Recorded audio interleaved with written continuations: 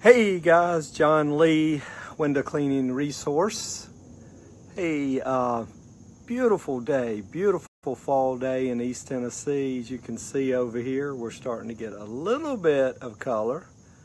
Came through Asheville a few days ago, and up at the higher peaks, there's a lot more color here in this region of the country. I know some of you are probably already peaked in the Northeast, and I noticed the Rockies, the aspen trees were already full of color.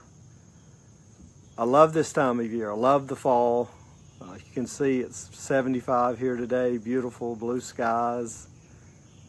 East Tennessee has great weather. It has almost exactly 4 seasons, 3 months each. You see almost equal amount of all 4 of the seasons.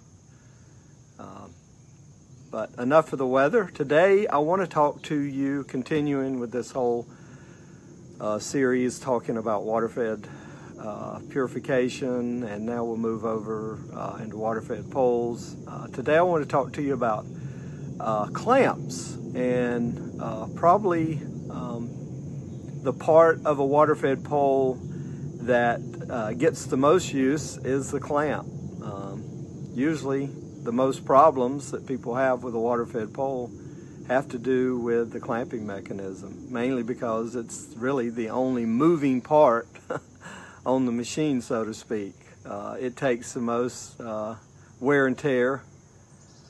So by no means am I an engineer, and things I'll talk to you about today are just things that I know from experience and also working with a lot of different water-fed poles. But the clamps are an important part of a water-fed pole, and I thought it'd be great for some of you to understand it. It'll help you with problem solving. It'll help you with, hopefully help you with making decisions in the future and purchasing a water-fed pole. But I've got a couple of clamps here, but probably this is one of the oldest clamps water-fed poles have used for a lot of years.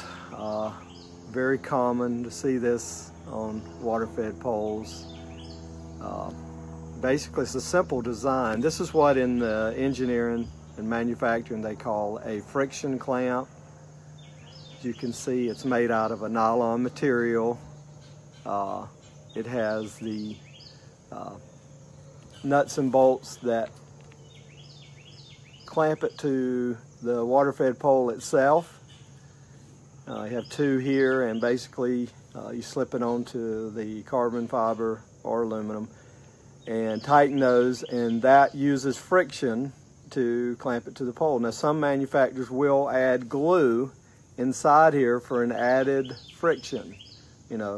As a backup, they'll put some glue on the inside here and then clamp it.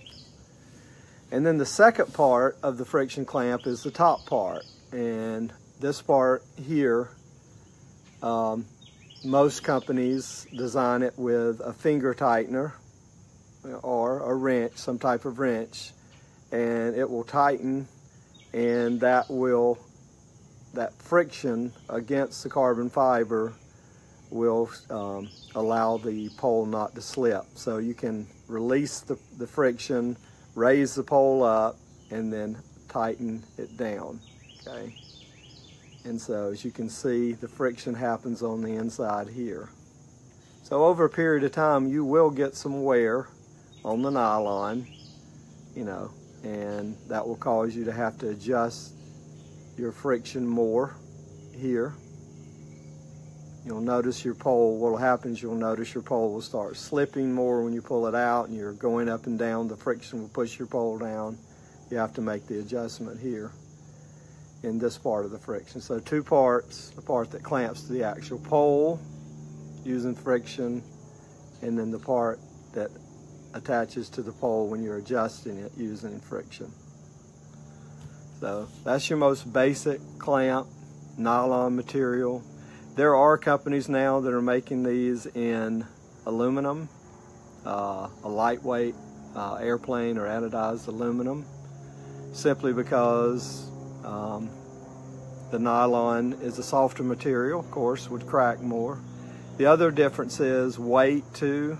Weight is a factor, as we well know, in water-fed poles, so the clamp plays a part in that weight factor. So of course you want to consider those things when you're purchasing or thinking about weight. The nylon's very light, and some of the new aluminum ones are super light too, as you can see. That is your basic friction clamp, and for the most part, other than some design adjustments and all that, most all water-fed manufacturers are using that friction type clamp. The second part of the clamping mechanism is the lever. Okay, the lever is the part that creates the friction on the pole. When you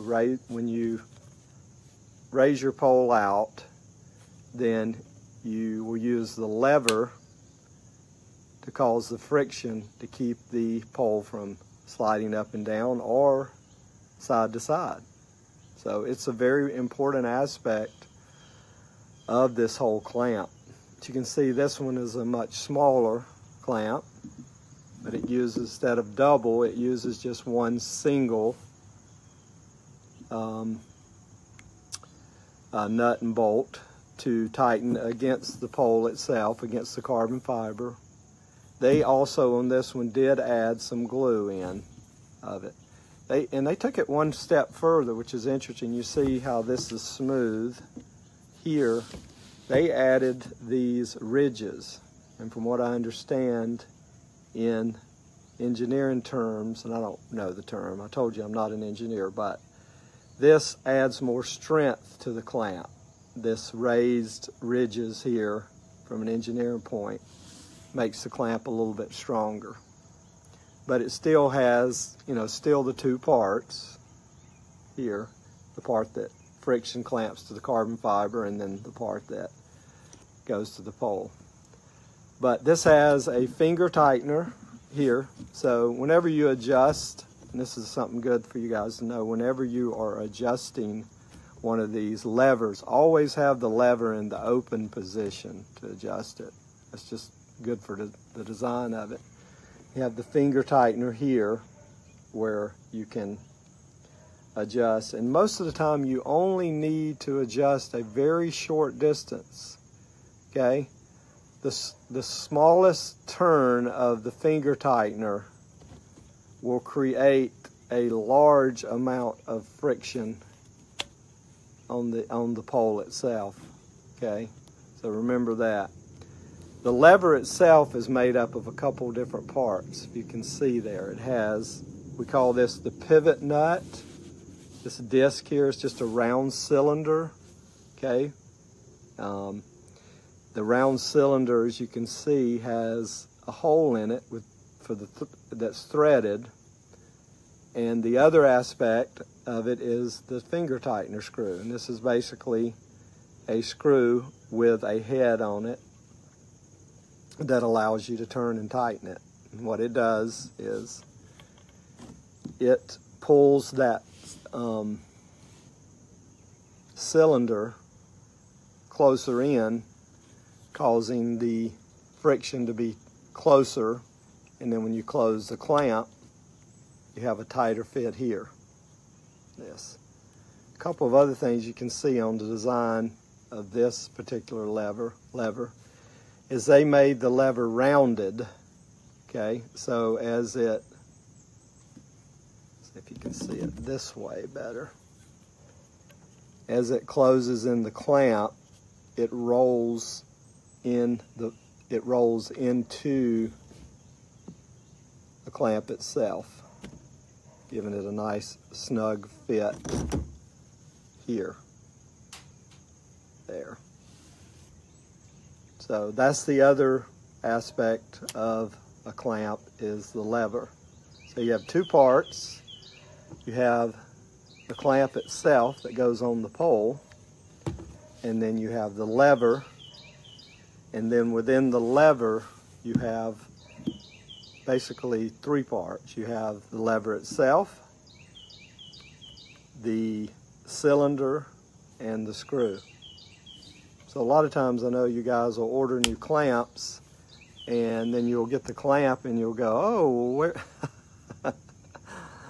I got the clamp, but where's the lever?